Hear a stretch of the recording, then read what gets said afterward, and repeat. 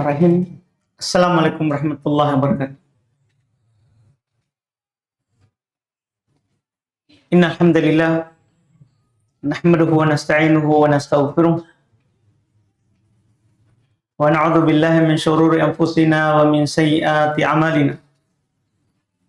May yahdihillahu fala mudilla lahu wa may yudlil fala hadiya lahu. Asyhadu an la ilaha illallah wahdahu la syarika lahu wa asyhadu anna Muhammadan abduhu wa rasuluh sallallahu alaihi wa ala alihi wa ashabihi wa man tabi'ahum bi ihsan ila yaumiddin. Amma ba'd. Ikhwan wal akhwat kaum muslimin wal muslimat rahimani wa rahimakumullah. Alhamdulillah di malam hari ini kita di majelis ke-42 di pembahasan Kitabut Tauhid karya Al-Imam Al-Mujaddid Syekhul Islam Muhammad Ibn Abdul Wahhab rahimahullah ta'ala. Kita di malam hari ini di bab yang beliau sebutkan di sini dari kewajiban keimanan. Kata beliau rahimahullah, minal imani billah as-sabru ala aqdarillah. Termasuk keimanan kepada Allah adalah bersabar terhadap takdir Allah. Sebebas beliau berkomentar terkait dengan judul bab ini. Kata beliau, aradal musannifu bayan anna sabra alal masaib min wajibatil iman. Penulis rahimahullah ingin menjelaskan bahwa musibah-musibah yang menimpa hamba itu merupakan kewajiban keimanan. Orang yang paling tinggi ujiannya adalah yang paling tinggi keimanan. Kenapa? Ini seperti yang dikatakan oleh Syekh bin Baz. Itu kewajiban keimanan. Itu adalah kewajiban dan keharusan keimanan. Nabi sallallahu alaihi wa ala alihi wasallam beliau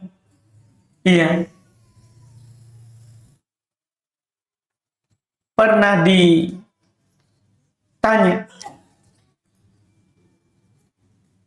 ayun nasi asyaddu bala'an, di hadits riwayat Imam At-Tirmidzi, Ibnu Majah, dan beliau sahihkan dari Sa'ad radhiyallahu ta'ala anhu, beliau berkata, su'ilan Nabi sallallahu alaihi wasallam ayun nasi asyaddu bala'an. Siapa di antara manusia yang paling keras ujiannya, musibah yang menimpa? Ini yang harus kita pahami. Qala, kata Nabi, al-anbiya, para nabi. Makanya kita lihat para nabi, gangguan berupa ucapan, perbuatan lebih dibandingkan dengan gangguan berupa ucapan atau perbuatan yang kita dapatkan. Nabi dikatakan orang gila, Nabi dikatakan penyair, tukang sihir. Ini ucapan. Penyair, ucapan. Berupa perbuatan, kalau kita baca sejarah dakwah Nabi awal, kita jangan bertanya lagi bagaimana besarnya. Bahkan Nabi kadang dinukil, beliau sholat, lagi sujud ditaruh di atas punggungnya perut hewan yang sudah busuk. Itu lagi sujud. Iya. Belum lagi gangguan-gangguan yang lain. Mau dibunuh, dilempar, berdarah. Makanya kata Nabi SAW, al-anbiya, itu yang pertama. Orang yang paling keras dan tinggi ujiannya. Tsummal amsal fal amsal. Kemudian yang mirip dengan para nabi dan yang mirip dengan para nabi. Kapan kita berada di atas apa yang Nabi pegang, maka kita akan berada di atas ujian. Yubtala rajul ala hasbi dini. Seorang itu akan diuji sesuai agamanya. Kita semuanya masing-masing bisa melihat kembali dan menarik kembali ke belakang. Coba pikirkan kembali sebelum kita kenal dakwah misalnya. Sebelum kita berjenggot, seperti Nabi berjenggot. Sebelum kita naikkan celana, tidak isbah. Iya. Coba pikirkan kembali. Di mana ujian tak lebih besar? Iya. Sehingga kadang sebagian kita mengatakan, kenapa ini waktu awam dulu tidak segini juga ujian? Itu sebenarnya karena kita tidak tahu bahwa kewajiban dari keimanan adalah ujian. Nabi bersabda, yubtala rajul ala hasbi dini. Seorang itu diuji sesuai dengan agamanya. Fa in kana fi dinihi sulban ashtadda bala.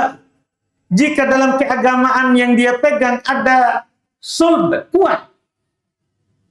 Yang dia pegang agama kuat, maka keras juga ujiannya. Wa in kana fi dinihi riqqah. Kalau dalam agamanya tipis. Ya. Ubtuli ala qadri dini. Dia diuji di atas kadar agamanya. Kemudian Nabi jelaskan, kenapa itu ujian terus menimpa kalau kita tinggi keimanannya. Sebelumnya kita awam, tidak mengenal kebaikan, tidak mengenal dosa itu adalah dosa. Bahkan tidak mengenal kemungkaran itu mungkar, kebaikan itu adalah kebaikan. Kita tidak seperti itu. Sementara kalau kita masuk masjid, kita rajin sholat, ujian kita lebih tinggi daripada orang yang tidak sholat. Kata Nabi, hikmahnya ini. Fama yabrahul bala bil abdi hatta yatrukahu yamshi 'alal ardi wa ma 'alaihi khati'ah. Terus menerus ujian itu terhadap seorang hamba hingga Allah Subhanahu wa taala ya meninggalkan hamba itu dalam keadaan dia berjalan di atas muka bumi dan tidak ada lagi dosanya. Arti tujuan dari ujian itu supaya dosa yang pernah kita lakukan sebelumnya terhapus. Hikmah.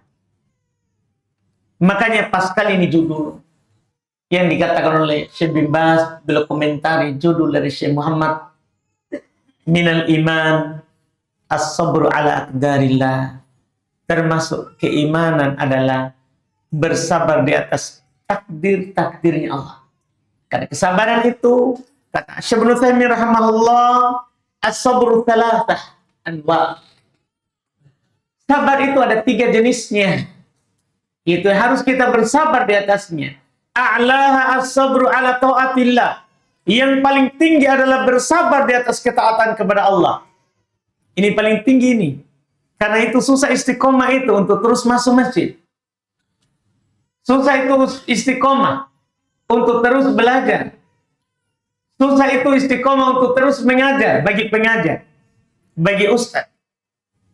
Bagi pelajar, susah itu untuk terus belajar. Karena itu ketaatan kepada Allah. Iya. Itu ketaatan kepada Allah. Kata Syekh Ibnu Taimiyah, a'laha as-sabru ala ta'atillah. Kesabaran yang paling tinggi adalah sabar di atas ketaatan kepada Allah. Makanya amalan yang paling dicintai oleh Allah yang terus dilakukan walaupun sedikit. Terus. Karena terus ini susah.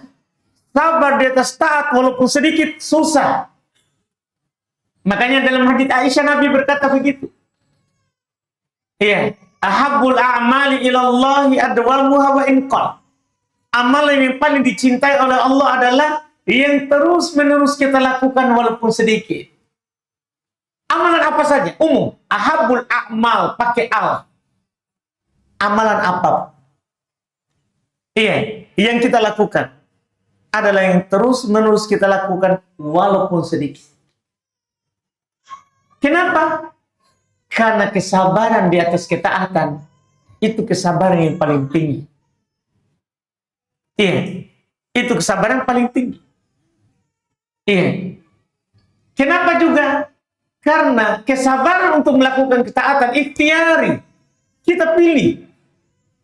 Sementara kesabaran nanti di atas musibah itu paling bawah. Itu ijibari.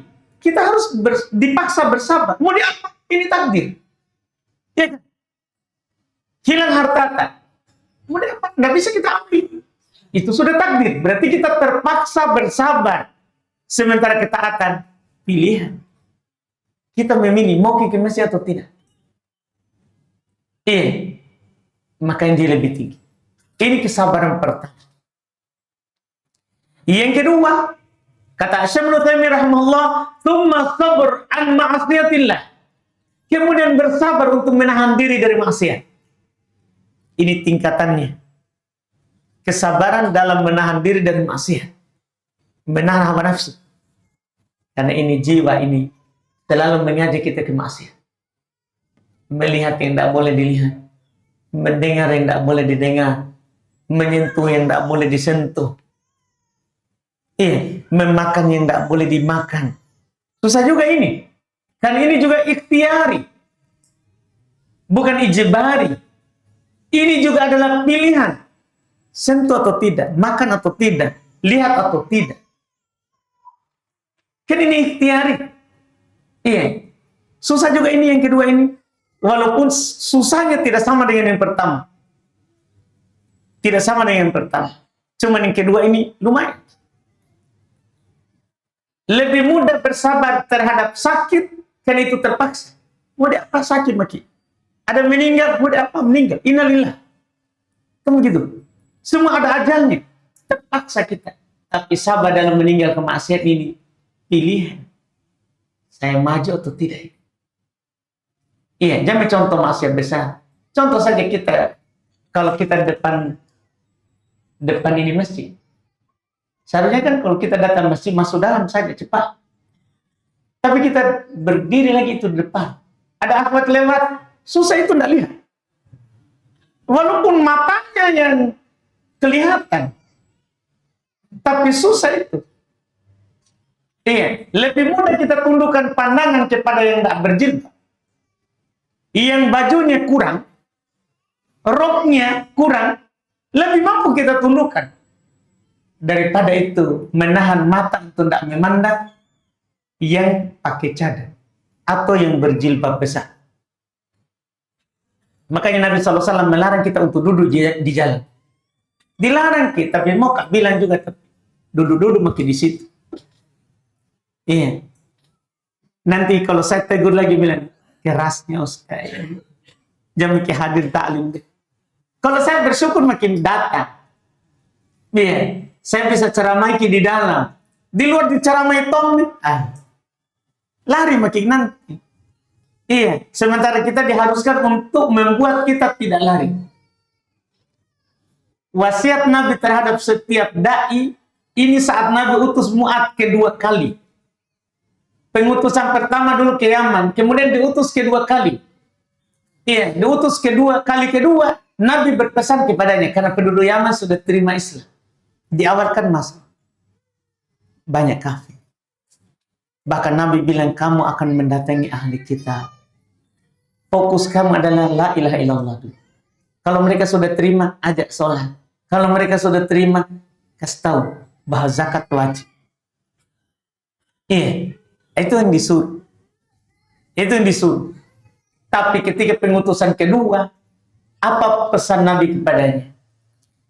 Basyirah wala tunafir, yassiro wala tu'assir.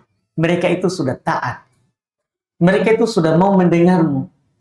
Beri saja kabar gembira. Jangan kamu buat orang lari.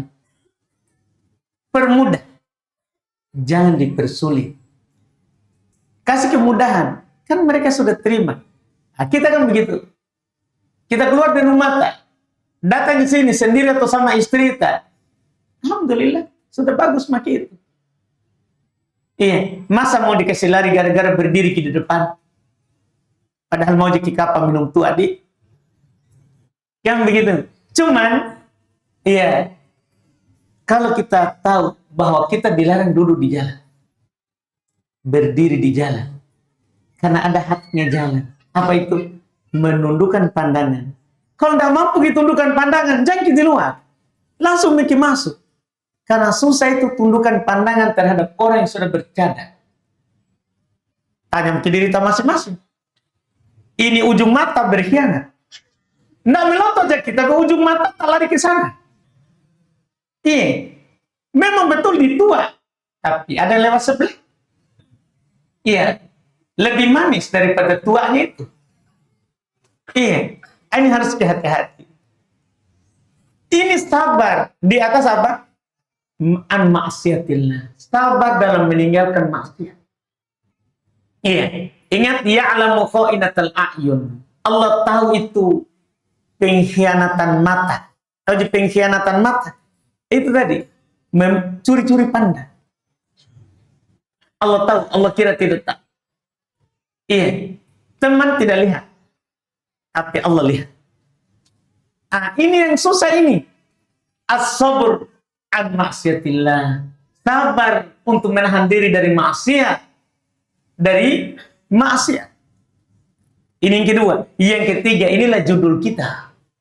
Judul kita, kata Syekh Ibnu Utsaimin rahimahullah, tsumma sabr ala aqdarillah. Ini kesabaran ternyata paling rendah. Sabar terhadap takdir Allah. Kenapa ini paling rendah? Itu tadi yang saya singgung. Ini adalah ijbari, kita dipaksa untuk sabar. Mau tidak mau.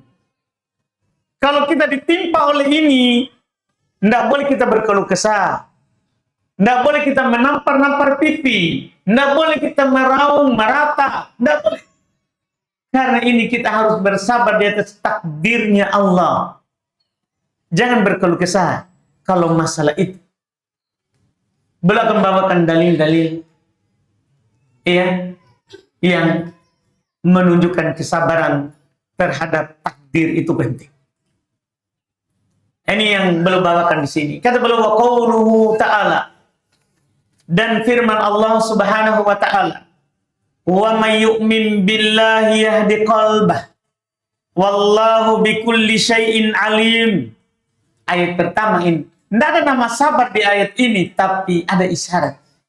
Kata beliau, Allah berfirman, siapa yang beriman kepada Allah, Allah akan memberi petunjuk pada hatinya. Dan Allah Maha mengetahui segala sesuatu. Qala Alqamah, berkata Alqamah menafsirkan ayat ini, huwa rajulu tusibuhul musibah. Siapa itu tadi yang beriman terus Allah beri petunjuk kepada hatinya? Dia adalah seorang lelaki yang ditimpa oleh sebuah musibah, faya'lamu annaha min indillah, maka dia pun yakin itu dari sisi Allah datangnya. Fayarda wa yusallim, maka dia pun ridho dan pasrah, menyerahkan semuanya kepada Allah. Itulah yang Allah beri petunjuk pada hati. Orang yang ridho terhadap takdir Allah, itulah yang mendapatkan petunjuk. Itulah yang mendapatkan petunjuk. Di sini yang dimaksud oleh ayat ini. Karena juga sebentar beliau akan membawakan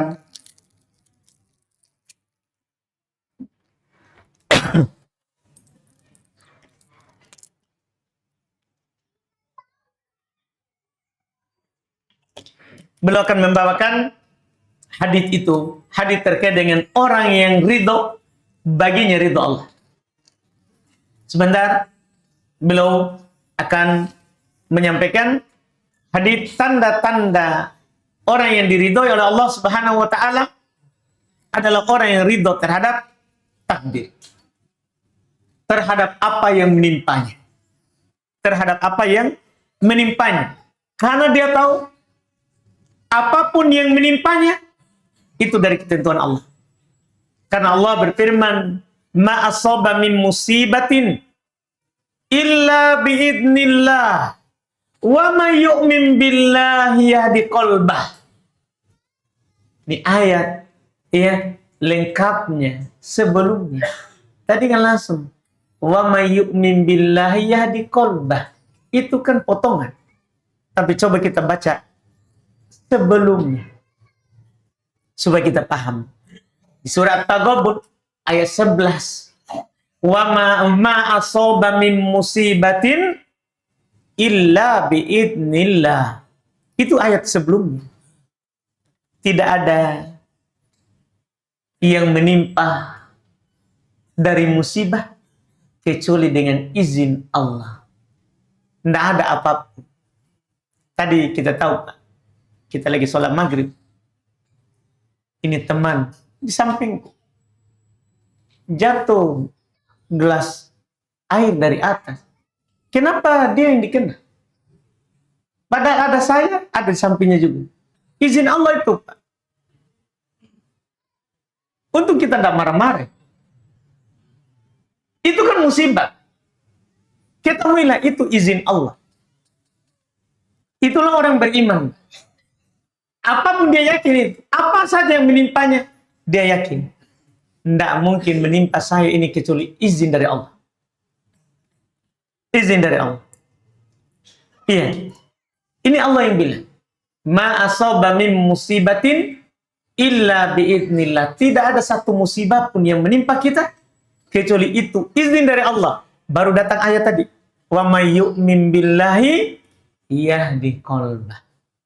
Siapa yang percaya, beriman kepada Allah bahwa itu semua ketentuan dari Allah, maka Allah akan memberikan petunjuk pada hatinya. Dan kalau hati kita dapat petunjuk, selesai masalah. Karena banyak orang susah dan sengsara karena hatinya tidak dapat petunjuk. Ini kebahagiaan. Iya, ini adalah kebahagiaan. Dan ayat ini yang membuat kita bersabar di atas apapun yang menimpa kita. Kita sering mendengar mungkin biasa imam-imam membaca ayat wa basyiris sabirin itu. Beri kabar gembira terhadap orang-orang yang bersabar. Sabar terhadap apa? Baca ayat setelahnya. Dengarkan ayat setelahnya. Alladzina idza asabathum musibatun qalu inna lillahi wa inna ilaihi raji'un. Itu yang dikasih tahu. Allah perintahkan nabinya, beri kabar gembira terhadap orang-orang yang bersabar. Diterangkan itu orangnya. Jadi ayat setelahnya itu adalah penjelasan siapa tadi itu yang bersabar. Sabar terhadap apa? Alladzina idza asabathum musibah. Yaitu mereka adalah orang-orang yang jika ditimpa oleh musibah, mereka berkata, inna lillahi wa inna ilaihi raji'un. Sungguh kita ini milik Allah dan akan kembali kepada Allah. Itu yang diberi kabar gembira. Yang ikhlas, yang mengetahui bahwa ini semua punyanya Allah. Jika Allah mau mengambilnya, punyanya. Miliknya. Tidak ada yang bisa menahannya. Tidak ada yang bisa menahannya. Maka orang yang seperti itu, itulah yang diberi petunjuk oleh Allah Subhanahu wa Ta'ala. Kemudian beliau berkata, wa fi sahih Muslim, dan di dalam sahih Muslim, an Abi Hurairah radhiyallahu taala anhu qala, dari Abu Hurairah radhiyallahu taala anhu beliau berkata, qala anna Rasulullah sallallahu alaihi wasallam qala, bahwasanya Rasulullah sallallahu alaihi wasallam bersabda, itnatan fin nasi huma bihim kufrun. Ada dua perkara yang ada di tengah manusia, tapi itu adalah merupakan kekafiran. At-ta'an bin nasab wan niyah 'alal mayyit. Mencela nasab. Iya, tidak ada kesalahan nasab. Kita cela, berarti kita cela ciptaan Allah. Tidak boleh kita cela. Mau dia miskin, mau dia kaya, mau dia jelek, mau dia apapun, jangan mencela nasab. Itu termasuk di tengah manusia ada. Di tengah manusia ada, padahal itu kekafiran. Cela nasab. Wan niyah 'alal mayyit, meratapi mayat. orang tidak akan mungkin meratapi jika tidak ada kesabaran. Orang yang meratapi mayit, orang meninggal, itu karena tidak ada kesabaran. Setelah itu membuktikan bahwa kurang keimanan. Maka itu termasuk kekafiran. Ingkar takdir ini. Ingkar takdir. Seharusnya kalau ada takdir menimpanya, ya, dia bersabar. Dia bersabar. Kalau mata menangis, hati bersedih, itu hal biasa. Itu manusiawi. Kalau hati sedih, pasti air mata keluar. Itu otomatis itu. Tapi tidak boleh meratap. Iya. Tidak boleh meratapi. Karena itu sudah menunjukkan bahwa kita tidak ridho dengan ketentuannya Allah. Hati-hati. Ini termasuk dosa besar. Kata Syekh Shalih Al-Fauzan, ketika belum mengomentari hadits ini yang dibawakan oleh Syekh Muhammad, yustafadu minal hadits al-awwal tahrimun niyahah. Diambil dari faedah dari hadits ini, haramnya itu meniyahah, meratapi mayat. Wa annaha min khisalil kufri wa minal kabair. Bahasanya dia termasuk perkara kekafiran dan termasuk dosa besar. Yang pertama. Asal yang kedua, wujubus sabar. Hadits tadi mewajibkan kita sabar. Tahan lisan. Iya. Menunjukkan wajibnya bersabar. Li'annahu hurimatin niyah dalla ala wujubi diddiha wa sabar. Karena jika diharamkan itu niyah meratapi mayat, ini menunjukkan wajibnya lawannya, itu bersabar, jangan meratapinya. Asal yang ketiga, anna minal kufri ma la yanqul anil millah. Di antara kekafiran itu tidak sampai mengeluarkan dari agama. Memang orang meratapi mayat tidak sampai keluar dari agama. Cuma itu termasuk khisam, perkara kekafiran. Tidak ridho terhadap takdir. Ar-Rabi yang keempat, tahrimut ta'an fil ansab. Haramnya mencela nasab. Iya, haramnya mencela nasab. Faedah dari hadis. Kemudian beliau berkata, walahuma, dalam riwayat keduanya yaitu Bukhari dan Muslim. Ani Ibnu Mas'ud radhiyallahu taala anhu marfu'an.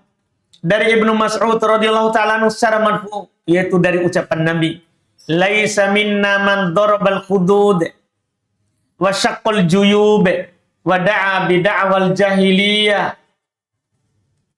Bukan dari kami. Bukan dari kami, bahkan kata Nabi, bukan dari kami, bukan dari golongan kami, bukan dari sifat muslim. Man darabal khudud, orang yang memukul, menampar-nampar pipinya. Ada musibah, dia pukul-pukul pipinya, dia pukul-pukul dadanya, bukan dari kami. Wasyaqqal juyube, dan merobek-robek pakaiannya. Dia robek, juyub itu semua yang terbuka dari seorang. Ini lengannya ini. Iya. Jangan di kamus kantong. Saku itu jahit. Tapi bukan hanya saku. Maksudnya ini, semua yang berlubang dari kita ini. Leher, lengan baju, kantong baju, bagian bawah itu dibilang juyub. Iya, sesuatu yang bisa dimasuki sesuatu di situ, itu namanya juyub, kantong. Iya. Bukan dari kami orang yang merobek-robek. Iya. Lengan bajunya, leher bajunya, sakunya. Tidak ada orang biasa kalau bersedih. Dia. Iya. Robek-robek pakai. Bukan dari kami. Karena kenapa? Tidak ridho terhadap takdir. Iya.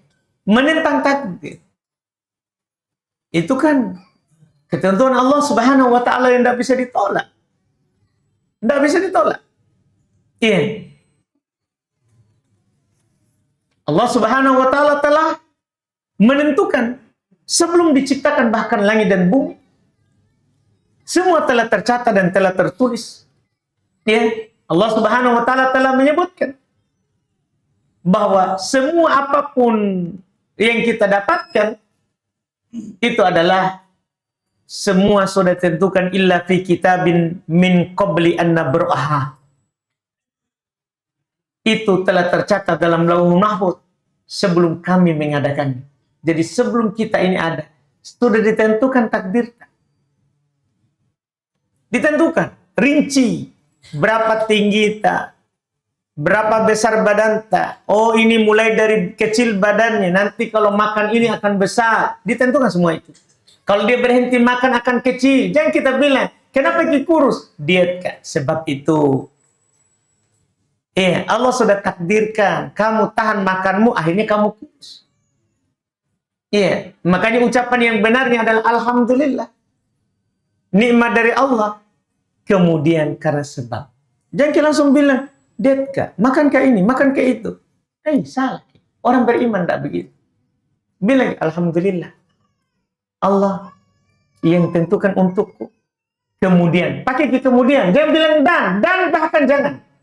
Jangan bilang dan, karena kita akan samakan ketentuannya Allah dengan apa yang kita lakukan. Bilang, kemudian, karena saya tahan makan, karena saya tahan ini. Bilang begitu. Akan datang nanti. Karena kalau kita bilang dan, syirik lafaz. Ada nanti babnya. Ada nanti babnya. Ini kita. Orang bertauhid. Dan kalau kita mengatakan Alhamdulillah wahda, lebih hati-hati. Lebih hati-hati. Segala puji hanya milik Allah. Bilang saja begitu. Karena sebab juga yang kita lakukan, kan Allah. Ia menjadikan sebab. Buktinya apa? Banyak bisa anggaplah. Kita gemuk karena banyak gula. Orang makan gula tidak gemuk-gemuk. Berarti murni itu takdir. Itu jangan bilang karena gula. Salahkan lagi gula. Siapa yang suruh makan? Yang begitu. Makanya apapun yang terjadi, bilang Alhamdulillahi wahda. Itu paling bagus. Seperti nanti akan datang. Ketika ada sahabat yang mengatakan, Masya Allah wa syi'ta. Apa yang Allah kehendaki dan engkau. Sahabat bilang ke Nabi, apa yang Allah kehendaki dan kamu. Nabi bilang, Kul Masya Allah wahda. Katakan apa yang Allah semata kehendaki. Karena kehendaknya Nabi di bawah kehendaknya Allah. Jangan sampai kita seperti orang sebelah sana. Yang bahkan langit dan bumi dicipta dari Nur Muhammad. Nyari. Hati-hati, kita itu keyakinan. Bahaya. Ini yang harus kita pahami. Semuanya telah Allah tetapkan sebelum ada. Sebelum ada. Dan tidak sulit bagi Allah. Makanya Allah katakan, Inna dzalika 'ala Allah yasir. Itu mudah bagi Allah.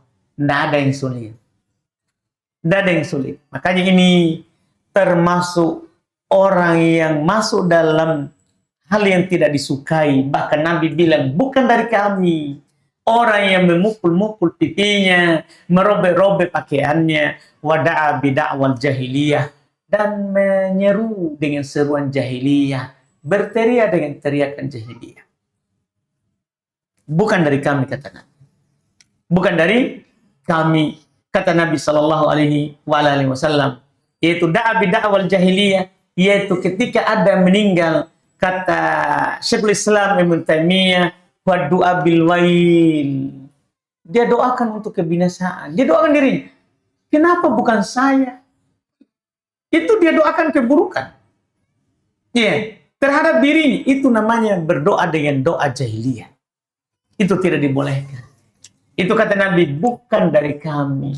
Sebaliknya yang harus kita lakukan adalah ridho, sabar, menerimanya. Itu bagian dari takdir Allah.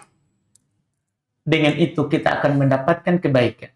Karena kita harus yakin, ketika Allah menginginkan kepada kita kebaikan, pasti disegerakan musibah dunia.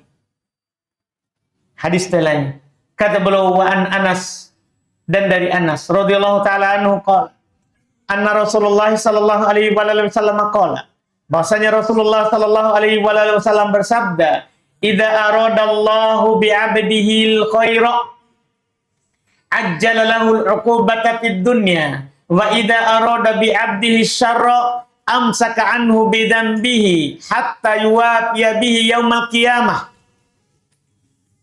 Kata beliau dari Anas radhiyallahu taala anhu, Anas berkata, Nabi sallallahu alaihi wasallam bersabda, apabila Allah menginginkan kepada seorang hamba kebaikan, maka Allah segerakan untuknya siksaan di dunia ini.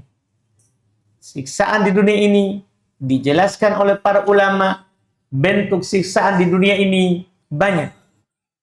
Bentuk siksaan yang Allah Subhanahu wa taala timpakan kepada kita dalam kehidupan dunia ini banyak bentuknya. Banyak bentuknya. Di antaranya al-uqubah bin nafs. Ada siksaan yang menimpa jiwa kita. Berupa apa? Dzalika kal amra. Demikian itu seperti kita misalnya sakit. Itu siksaan yang disegerakan di dunia. Ridho kita. Karena itu Allah menginginkan kebaikan kepada kita. Iya. Jika Allah menginginkan kebaikan kepada kita, Allah Subhanahu wa taala akan menyiksa kita segera di dunia. Bagaimana itu? Bagaimana bentuk siksaannya? Maka disebutkan bisa siksaan yang berupa an-nafs dengan ditimpakannya apa? Al-amra, penyakit. Kita sakit sebelum wafat, itu bentuk disegerakan daripada diakhirkan. Itu bahaya. Atau al-uqubah bil ahl. Disiksa kita berupa al-ahl, keluarga. Gimana itu?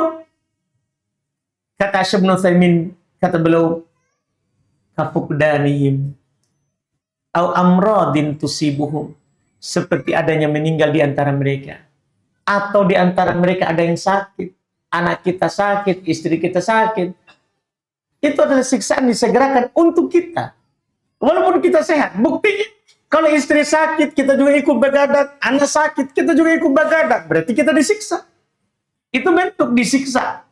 Iya, bisa juga meminha al-uqubah bil mal. Di antaranya juga ada siksaan berupa harta. Seperti apa? Kanaksi, seperti kurangnya harta. Biasa kita dapat dalam sebulan sekian, omset tak sekian, tiba-tiba berkurang. Siksaan yang disegerakan. Dan ingat, itu bukan keburukan. Karena Nabi bersabda ini, Nabi bersabda, Allah jika menginginkan kebaikan kepada seorang hamba, Allah segerakan siksaannya di dunia. Di dunia kita segera disiksa. Maka sebenarnya orang yang beriman yang tahu ini ya, malah kalau diuji dia bersyukur. Alhamdulillah. Kita lihat Nabi lah. Nabi ketika ditimpa tombak di perang Uhud, robek pipinya, patah giginya, apa belum bilang? Alhamdulillah ala kulli hal. Tetap alhamdulillah. Ini orang beriman. Susah ini. Jangan dianggap mudah ini. Kalau sekarang bisa ki. Sekarang sebelum diuji. Dan kalau sudah diuji, susah itu bilang alhamdulillah. Iya. Hanya orang yang tinggi keimanannya dan tinggi kesadarannya saat musibah itu menimpa. Karena kadang kalau musibah menimpa, hilang kesadaran kita. Tapi inilah fungsinya belajar. Kita dapat hadits-hadits yang seperti ini. Ternyata jika Allah menginginkan kebaikan untuk kita, maka Allah akan menyegerakan siksaan untuk kita di dunia. Di dunia. Wa idza arada bi 'abdihi syarr, dan jika Allah menginginkan kepada hamba itu keburukan, amsaka anhu bidzanbi. Allah tahan siksaannya padahal dosanya. Banyak dosanya, tapi tidak pernah ada musibah. Ini orang tidak pernah masuk masjid, jauh nih, tapi makin subur. Subur bisnisnya. Subur apanya? Badannya juga subur. Subur semua. Iya, padahal sama-sama usaha tak. Bedanya adalah kita masuk masjid, dia tidak. Hati-hati. Jangan tertipu dengan apa yang mereka dapatkan. Karena Allah tahan siksaan dari dia. Padahal dia lakukan dosa. Sampai kapan? Hatta yuwafiya bihi yaumil qiyamah. Hingga Allah Subhanahu wa taala berikan secara penuh nanti di hari kiamat. Nah, itu kan bahaya. Kalau kita ditimpa musibah di dunia ini, masih ada istri tarawat, masih ada anak tarawat, masih ada keluarga tak, Nggak ada semua, masih ada ikhwah, masih ada akhwat yang bisa kita ke sini kok dulu sakit kain, kok dulu buah, masih syukur kita. Tapi nanti di akhirat siapa kita mau telepon? Istri tak mau kita telepon, lari. Anak lari, orang tua lari, nggak mau diambil amalannya, nggak ada, dan nggak ada juga telepon. Yang sampai kita bilang, Ustaz Ubay bilang ada telepon di akhirat. Nggak ada nih. Amalan saja yang dipakai. Amalan saja. Maka kita akan lebih bersyukur kalau ada musibah di dunia daripada nanti dapat musibah di akhirat. Ada orang kehilangan hartanya, ditipu. Alhamdulillah. Walaupun kita tetap, kalau ada menipu, kita tagih itu urusan lain. Tapi sikap tak dulu. Alhamdulillah. Mungkin ada usaha yang tidak bagus sehingga kita diuji. Dalam usaha itu ada dosa, diuji, terhapus itu dosa. Iya, kan kita bersyukur kepada Allah Subhanahu wa Ta'ala. Karena Allah menginginkan kebaikan kepada kita. Sebagian orang karena tidak tahu ini hadis, dapat ujian ngapa misalnya ini, sudah kejenggot, tapi ditipu toma lagi. Iya. Tidak ada begitu orang kalau tahu hadits-hadits yang seperti ini. Iya. Hadits terakhir ya, terakhir. Satu lagi mungkin. Satu lagi, mohon maaf, satu lagi. Habiskan lagi Syam? Iya, satu hadits. Hah? Iya? Lewat. Ada hadis lewat? Lewat. Hah? Mana itu? Ada hadis lewat?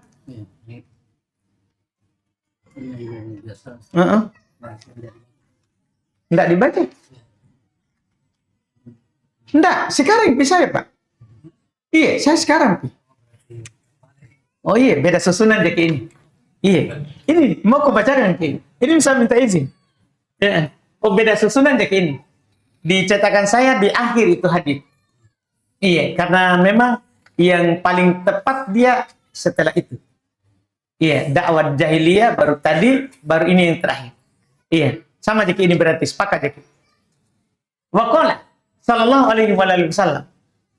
Dan Nabi sallallahu alaihi wasallam bersabda, Inna idhamal jazai ma'a idhamil bala'i. Wa inna Allah ta'ala idha ahabba qauman ibtalahum.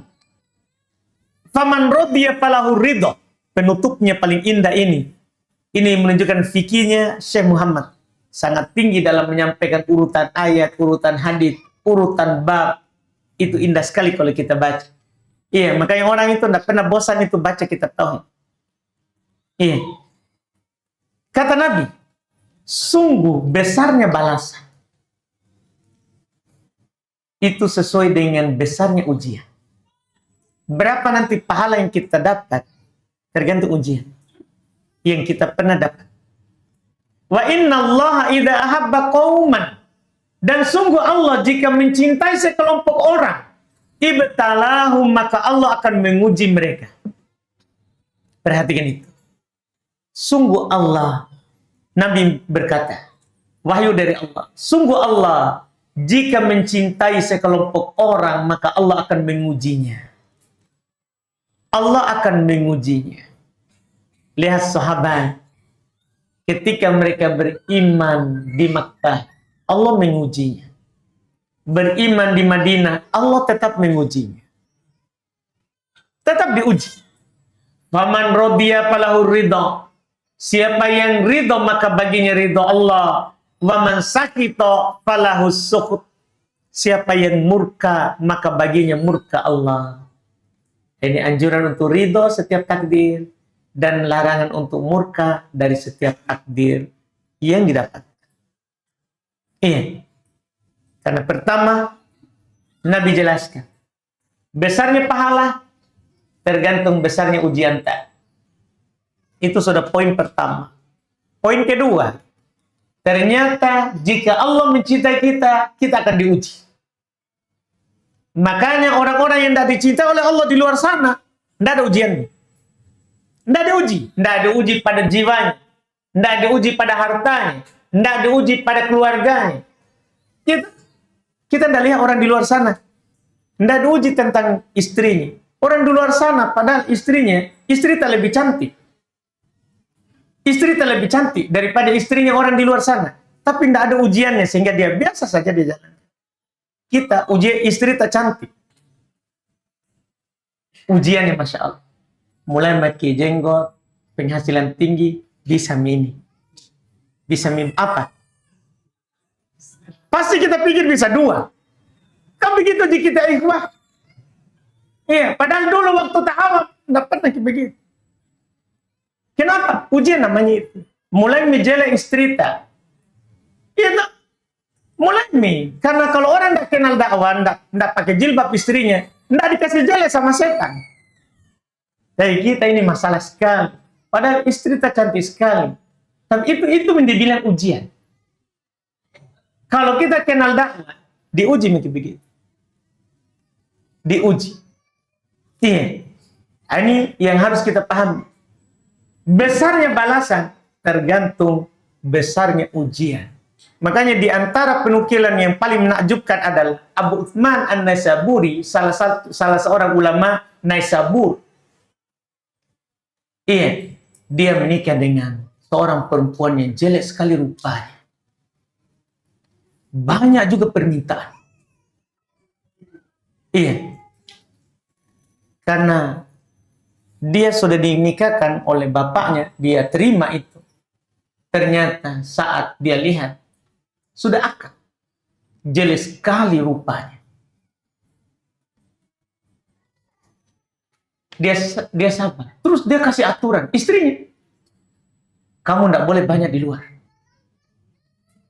Tidak boleh banyak. Pada ulama ini, dia larang. Tidak boleh sering di luar.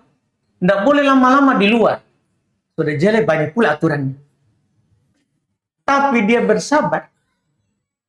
Dan dia tidak pernah mengeluh. Sampai istrinya itu meninggal. 15 tahun kemudian. Iya. 15 tahun kemudian. Dia bersabar. Tapi ada lagi kisah yang disebutkan oleh Ibnul Qayyim. Seorang menikah. Ternyata setelah dia lihat cacat. Kena penyakit dulu. Langsung dia, karena perempuan itu juga tidak tahu tentang dia, karena mereka dinikahkan. Langsung dia pura-pura buta. Saya juga ditimpa musibah dulu. Buta mata. 20 tahun baru meninggal istrinya dan dia tidak tahu kalau suaminya tidak buta.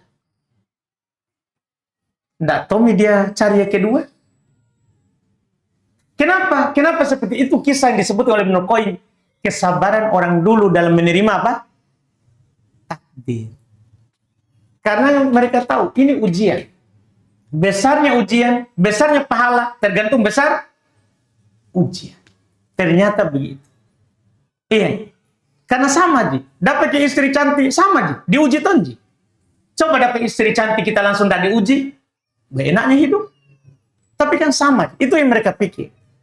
Ini ujianku, saya pilihannya bersabar.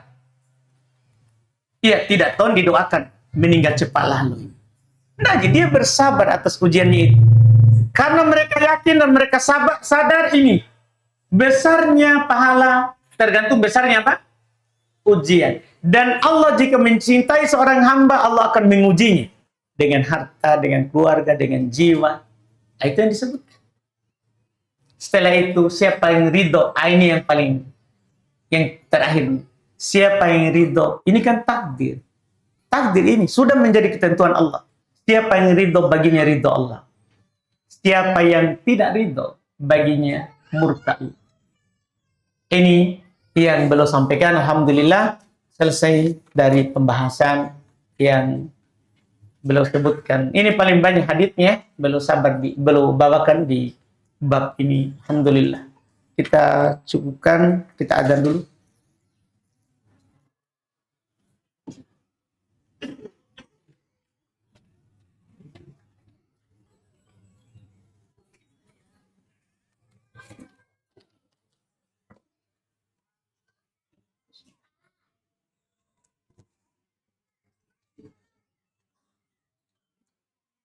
Baik, kita masuk di sini pertanyaan, Ustaz.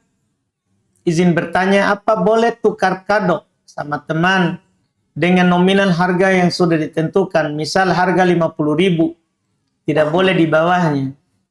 Terus Ustadz, kalau ada teman mau beli kado melebihi harga yang sudah ditentukan, misal 60.000, tapi dia tetap ridho, Ji. Bagaimana hukumnya, Ustadz? Ini kita cari masalah.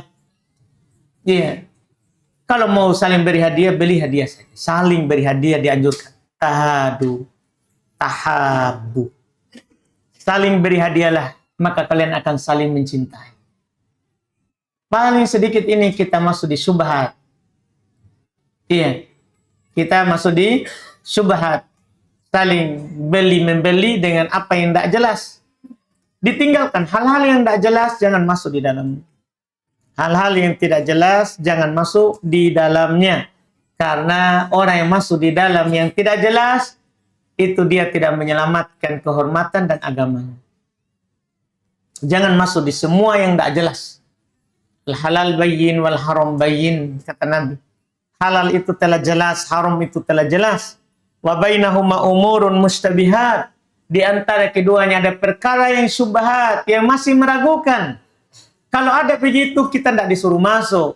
Faman taraka syubhat faqad istabra'a bidinihi wa irdih. Siapa yang meninggalkan yang meragukan. Jadi meragukan itu bukan dilakukan, tapi ditinggalkan, maka sungguh dia menyelamatkan kehormatannya dan agamanya. Orang yang masuk dalam syubhat, harga dirinya hilang, kehormatannya hilang, agamanya juga hilang. Hati-hati masuk di perkara syubhat. Ustadz, saya ikut satu bisnis. Jika saya menjual satu barang, saya dapat komisi. Misal saya jual ke si A, saya dapat komisi. Jika si A menjual barang itu ke si B, saya dapat juga komisi. Dan jika si B jual barang kepada si C, saya juga dapat komisi. Dan seterusnya. Apakah ini MLM? Ini seperti matahari di siang bolong. Ini akad yang dolim. Ya, kita memakan harta orang tanpa capek, tanpa keringat. Tidak boleh seperti ini. Ini diharamkan. Diharamkan. Kita sebagai apa ini sekarang? Iya kan begitu. Iya. Tidak boleh. Akad yang seperti itu tidak dibolehkan. Ustaz, bagaimana hukum ummahat baku chat dengan laki-laki sampai teleponan? Iya, sampai teleponan dengan alasan tidak enak karena tidak dibalas. Bagaimana Ustaz? Iya. Ini orang bermudahan ya. Tidak boleh. Tidak boleh. Kita iya chatan dengan laki-laki. Iya, apalagi ummahat. Ummahat berarti sudah menikah ya. Iya, jaga perasaan suaminya. Kalau suaminya juga begitu sama perempuan gimana? Kan pasti kita tidak suka. Maka suami kita juga tidak suka. Iya, suami kita juga tidak suka. Iya. Ini dihindari, bahkan bisa kalau mengantarkan kepada hal-hal yang tidak baik, ini haram langsung. Kalau ini jadi wasilah kepada yang haram, haram. Wasilah kepada yang haram, haram. Tidak boleh seorang membiarkan dirinya seperti itu, wallahualam. Iya, kalau ada nomor akhwat yang bukan mahram dan tidak ada keperluan apa-apa, blokir saja. Iya, blokir saja supaya aman. Aman, karena bahaya itu. Iya, kadang awalnya tanya jawab, tapi lama-lama curhat. Iya, makanya kalau masih tanya jawab, blokir saja dari awal. Apalagi kalau kita bukan ji ustaz, bilang saja ada ji ustaz, sudah blokir makin. Iya, apa pentingnya kita simpan nomor akhwat? Iya, kalau saya Pak masuk dilihat oleh ibu negara langsung diblokir. Bu, kadang saya kaget, banyak sekali blokir ini. Perasaan enggak, jarang memblokir. Ternyata ada tangan lain. Iya. Alhamdulillah itu kan aman untuk kita. Daripada orang WA. Dia. Kan alhamdulillah juga, orang kan kalau mau bertanya sama saya, tidak perlu japri, kan begitu. Di majelis terbuka, lebih bagus. Kita tanya pakai kertas, mau curhat pakai kertas, lebih bagus. Karena kan aman saya. Tidak mungkin saya bilang sayang-sayang ki kalau ada semua orang di hadapanku ini. Makanya saya paling bahagia kalau orang ya langsung begini saja pakai kertas. Makanya terus terang kenapa kadang saya baca kalau ada curhatan. Mohon maaf sebenarnya karena memang saya tidak menerima di WA. Jadi supaya tertunaikan kewajiban, kita jawablah di majelis begini. Jadi di Ikhwan, mohon maaf. Jadi sebenarnya itu alasannya. Supaya kita ini tertunaikan kewajiban. Memberikan jalan keluar terhadap masalahnya orang. Minimal kita dengar apa yang dia ngomong. Dipahami mungkin.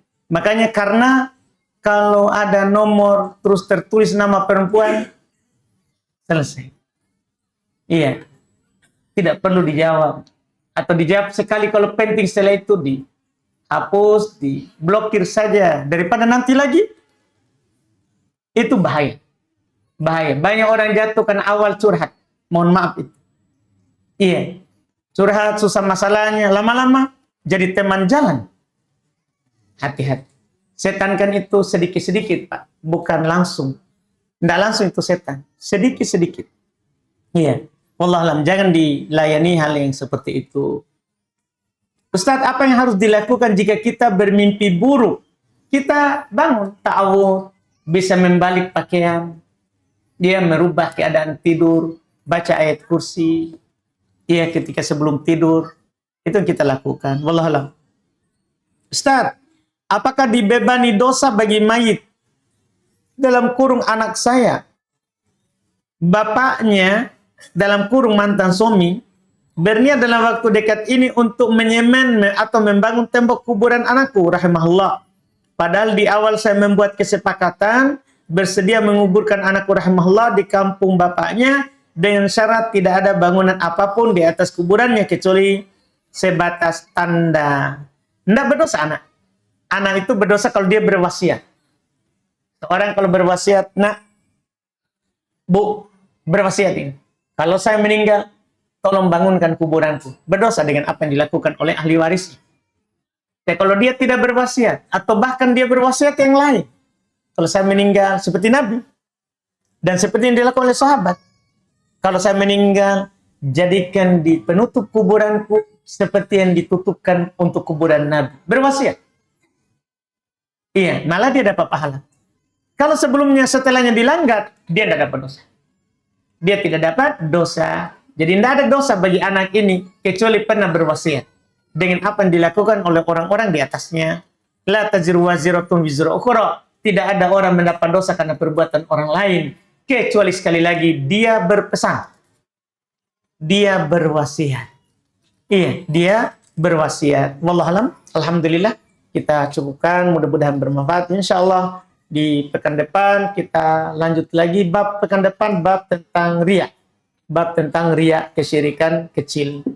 Alhamdulillah, subhanallah, hamdik, asyhadu an la ilaha illa anta, astaghfiruka wa atubu ilaik. Assalamualaikum warahmatullahi wabarakatuh.